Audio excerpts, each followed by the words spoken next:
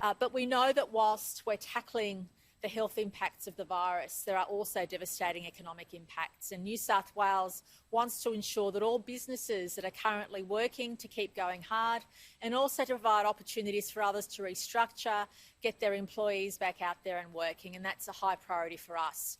But we also know that for every job we create, every business we support, that's less stress for families and households across the state. I'm very pleased to have the Deputy Premier here with me today, because the New South Wales Government is announcing an additional $140 million to go into those primary industries in our regions, agriculture, forestry, etc., especially in those communities heavily impacted by the bushfires. Because we know the agriculture and primary industry sector isn't as impacted as others when it comes to the virus. They're able to keep growing, they're able to employ people, and they're able to be supported, especially given the huge hit they took over summer with the bushfires. And that is good news, because not only does it mean jobs in the bush for those communities that have been impacted by the bushfire season, but it also means jobs in the cities when those supply chains, those distribution networks, freight and logistics come to the cities. So it's good news all around, and the Deputy Premier will provide further detail on that positive announcement. But of course, our focus remains in New South Wales on keeping the spread, stopping the spread, containing the spread, but also reducing the community-to-community transmission, and that's really, really important. So everybody's been doing really well in the main in terms of respecting the restrictions, and we ask that to continue. We're pleased with the trends, and of course remaining consistently low is our challenge.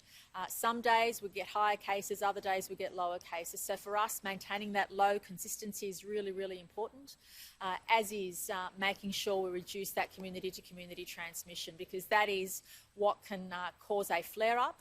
That is why we have to stay vigilant, because when you stop trying hard, it can spread very quickly, and that's the last thing we want. But again, in addition to making sure we have the right support systems in our health system, it's about making sure we keep the economy going as much as possible, we keep the jobs going, and we support our communities who have been impacted by the horrible summer season, but also those communities, because of what they do, are able to employ people, keep jobs going, and that has a positive impact across the state. I'll ask Dr. Chant to give her health update, and then the Deputy Premier will provide further detail on our announcement today. Thank you. Thank you, Premier. So there were 6 new cases and 3,489 people tested as of 8 p.m. on the 19th of April. There's 30 deaths in New South Wales, with 1 death in the past 24 hours.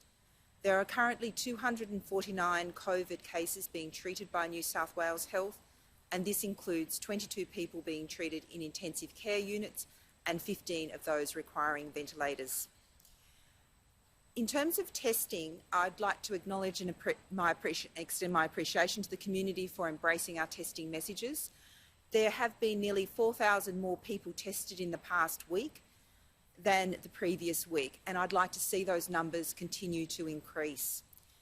So our areas of higher testing for this week are listed on the New South Wales Health website, but they include the local government areas of Blacktown, Canada Bay, Cumberland, Goulburn, Mullawarri,